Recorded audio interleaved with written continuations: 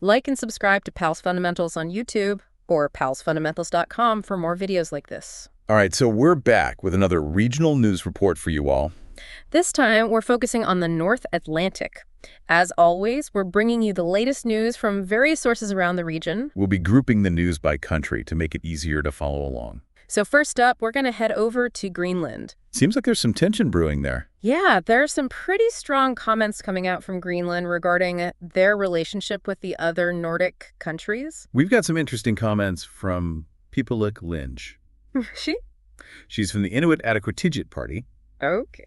She's expressing concerns about not receiving enough support from Denmark, Sweden, Norway, or Finland. Especially considering that, the U.S. has been kind of cozying up to Greenland lately with their strategic interests and all. Exactly. And what Lynch emphasizes is the lack of recognition for Greenland as a nation in its own right.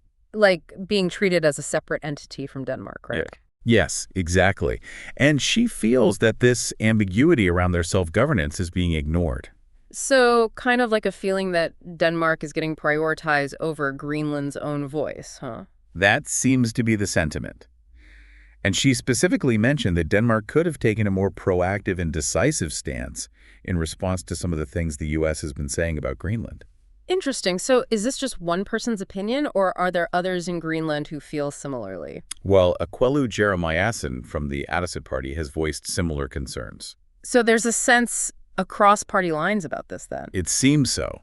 Jeremiassen even went so far as to suggest that there's a power struggle going on between Denmark and the U.S. With Greenland caught in the middle, right? Exactly. And that Greenland's population is being overlooked in all of this. Makes sense. They're the ones most directly impacted by these geopolitical games. Absolutely. So what about the other Nordic countries? Are they completely ignoring Greenland's concerns? Well, both Lynch and Jeremiassen did point out that they've received more support from Iceland and the Faroe Islands. Interesting. So perhaps a bit of a shift happening there in terms of alliances. Could be. And it's worth noting that this isn't a completely new issue either.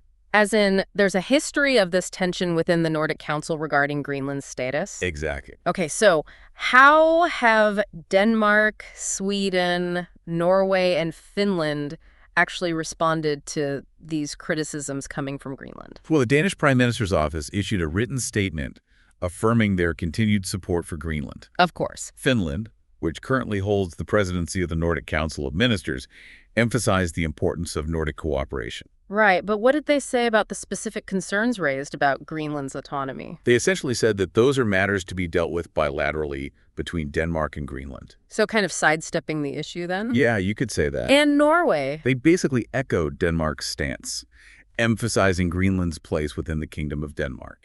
Okay, so a pretty unified front from the traditional Nordic powers. Yeah, reiterating the existing framework. But not everyone in Greenland seems to be buying that, right? No, not necessarily. Vivian Matsfeldt, who is the acting minister for foreign affairs in Greenland, offered a slightly different perspective. What was her take?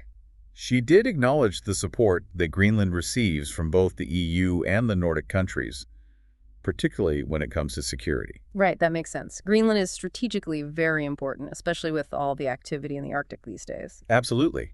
But here's the thing. Matsfeldt also said that she believes the Nordic cooperation model needs to be reformed. Interesting. To do what exactly? To allow for more meaningful participation from Greenland. So while appreciating the existing support, she's still pushing for more of a voice at the table, huh? Precisely. And then there's the perspective from Tone Hughes, a researcher who specializes in Nordic colonialism. What did she have to say? Well, she pointed out what she sees as a curious silence from the Nordic countries when Greenland is, in her words, being threatened by an ally, the U.S. It's an interesting point. It raises questions about the nature of solidarity within the Nordic region when external interests come into play. Definitely. And it's also worth mentioning that while the report couldn't get statements from the leaders of the Democratic and Nanortalik parties, Nanortalik has been quite vocal in the past, criticizing U.S. statements regarding Greenland. So all of this is happening against the backdrop of a planned visit by a very high-profile U.S. delegation to Greenland. That's right, and this is no ordinary delegation. We're talking about Mike Waltz, the U.S. National Security Advisor, a close confidant of Donald Trump. Whoa, okay, so this is a pretty big deal then. Definitely. Sending someone like Waltz, who's been described as Trump's right hand, sends a very strong signal. What's the stated reason for the visit? Officially, Waltz is accompanying Usha Vance, the vice president's wife, to the American military base in Greenland. You mean Pacific Space Base? Yeah, the one formerly known as Thule Air Base. Right, right. But there seems to be a lot of skepticism about this being the sole reason for Waltz being there. Yeah, there's definitely a sense that there's more to it than meets the eye. And this is causing some friction, particularly with Denmark. How so? The report mentions deep frustration and even anger within official Denmark about this visit. Why is that? Well, for one, Greenland still hasn't formed a new government after their recent election. So the timing is a bit sensitive. I see. It's like the U.S. is making a move before Greenland has even had a chance to get its house in order. Exactly. And to make matters worse, it's being reported that the U.S. delegation has declined requests for official meetings with both Danish and Greenlandic representatives. Wow, that's pretty bold. It's not exactly standard diplomatic protocol. No kidding. So what's the takeaway from all this? It's being seen as a pretty raw display of power by the U.S. Especially when you consider Waltz's past statements about Greenland and its critical minerals and natural resources. It all ties into the bigger picture of U.S. geopolitical interests in the Arctic. And this unease about the U.S. visit isn't just limited to government officials. That's right. Malik Berthelsen, the mayor of Kikwata Communia, which includes the town of Sisimiut, has refused to meet with Usha Vance. Interesting. What was his reasoning? He cited the ongoing election campaign in Greenland and pointed to a past demonstration that was held in Sisimiut against the U.S. So there's a history of local opposition to U.S. influence there. It seems so. It's kind of ironic, though, that Usha Vance's visit is being portrayed as unofficial. She's even planning to attend the Vanachata Kamisarsuwa dog sled race. Yeah, it's a bit of a mixed message. On the one hand, you have this high-level U.S. official coming in, potentially making power plays. And then on the other hand, you have the vice president's wife engaging in cultural activities. It's like they're trying to soften their image a bit. Maybe. And here's an interesting detail. The organizers of that dog sled race actually received funding from the U.S. Really? Yeah, through the American consulate in Nuuk.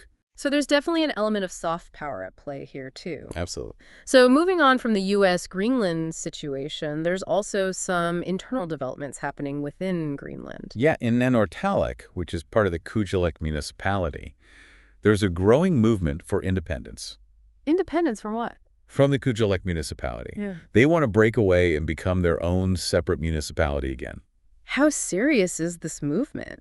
Apparently, around 800 out of the 1,500 residents in Nanortalik have signed a petition demanding independence. Wow, that's a pretty significant portion of the population. What's driving this push for separation? There seems to be a lot of dissatisfaction with the way things are being run by the Kujalleq municipality. What kind of dissatisfaction? The report highlights concerns about the social services. Like what? Things like an increase in the number of children being removed from their families and social workers being overwhelmed with cases. So a feeling that the local government isn't adequately addressing these social issues. Exactly. And there's also a sense that Nanortalik has been neglected in terms of development. Meaning what? A lack of investment. A feeling that they're being left behind while other parts of the municipality prosper. So they feel that they'd be better off on their own. That seems to be the belief. The report quotes residents like Peter Asserson and Emily Petresson, who talk about the need for change and their hope that independence would create better conditions, especially for young people. It's a reminder that these political issues, these debates about autonomy and governance, have real-world consequences for people's lives. Absolutely. All right, let's shift gears and head over to the Shetland Islands. Sounds good. There's been a pretty disturbing legal case that just concluded there. You're talking about the sentencing of those three men for the assault on Jordan Palmer. Yeah, Reese Chan, Tyler Kidd, and Kyle Swanee. Right. All three pleaded guilty to assault, to severe injury, and permanent disfigurement. And they used some pretty brutal methods, an axe and a knife, according to the reports. It was a very violent attack. And what's interesting is that Chan and Kidd actually tried to flee Shetland afterwards. How did they try to do that? Chan tried to use a fake name at Sundberg Airport, but he was caught. And Kidd? He was found hiding in the boot of a car at the Lerwick ferry terminal. Desperate times call for desperate measures, I guess. It seems so. It suggests they knew they were in serious trouble. So what sentences did they receive? Chan and Kidd each got 4 years in prison. And Swanee? He got 3 years. It's worth noting that Kidd had already assaulted Palmer once before, back in September of last year. Right, he pleaded guilty to that charge as well. So this wasn't a one-off incident. No, it seems there was a pattern of violence. The prosecutor's account of the November attack is pretty harrowing. Yeah, it's quite detailed.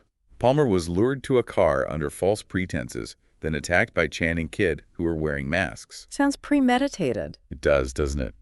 There's an axe involved, and at one point, Palmer grabbed the knife, trying to defend himself, and ended up cutting his finger. Ouch. He tried to run away, but Chan stabbed him as he fled. Brutal. Swanee then chased after Palmer and scratched him. It sounds like a scene from a horror movie. It's a very disturbing story. Switching gears now, there's a big debate going on in Shetland about councillor pay raises. Yeah, there's a proposal to increase the salaries of Shetland councillors quite significantly. How significantly are we talking? The council leader could potentially earn over £50,000 a year. That's a lot of money. It is, especially when you consider the council tax just went up by 10%. So why are they proposing such big pay raises? The idea is that it would encourage a wider range of people to stand for election. Makes sense. If you're not being paid much, it's hard to justify taking on such a demanding role. Exactly. So what kind of pay increases are we talking about specifically? The basic pay for councillors could go up by over 20%. Wow. And the leader, the convener, and senior councillors could see their pay rise by more than 40%. Those are huge increases. They are. And they're based on recommendations from the Scottish Local Authorities Remuneration Committee, which is known as SLARC. What did the SLARC report say? They found that there's an underrepresentation of women, young people, and people with disabilities on councils across Scotland. Interesting. And they also pointed out that the roles of councillors, especially senior ones, are becoming increasingly complex and time-consuming. So they're essentially arguing that the current pay levels don't reflect the demands of the job. Exactly. So it's a tough question. On the one hand, you want to encourage a more diverse group of people to get involved in local politics. But on the other hand, you have to be mindful of how public money is being spent. It's a balancing act. And the councillors are set to vote on these proposals on Wednesday. Should be interesting to see how that turns out. Speaking of transportation, there's also some news about potential delays to freight services from Shetland. Yeah, Northlink Ferries has issued a warning that their freight services might experience some disruptions due to the weather. Which route specifically? Well, the Aberdeen to Lerwick sailing of the Hildesay could be delayed by up to 2 hours. And the Lerwick to Aberdeen route? The Hellier actually had to be held back significantly. Wow, so there could be some major delays there. It seems so. It's a good reminder that island communities are particularly vulnerable to disruptions in transportation. Especially when the weather turns bad. Okay, let's move on to the Faroe Islands now. Sounds good. It seems there were quite a few incidents involving young people and alcohol in Tórshavn recently.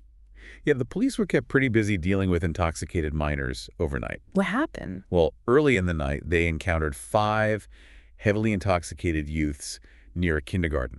Not a good look. No, not at all.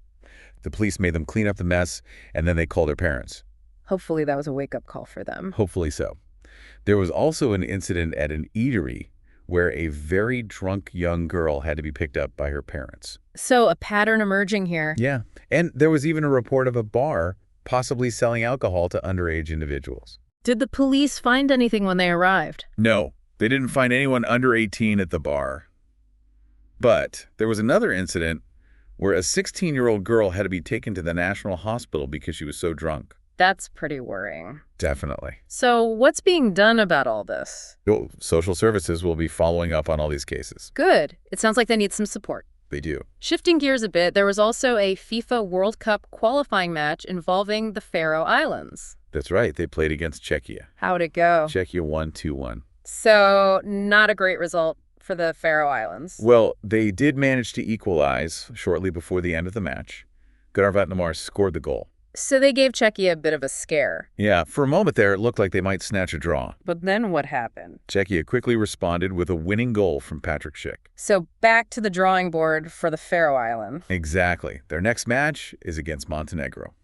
All right, last but not least, we have Iceland. Let's see what's happening in there. First up, there was a fire in the Hafnarfjörður industrial area. Yeah, it broke out in a storage area near some commercial buildings in Volunum. Was there a lot of damage? Well, it was a lot of smoke, visible from quite a distance. So it must have been a pretty big fire. It was, but luckily the fire department was able to get it under control. How many fire crews were there?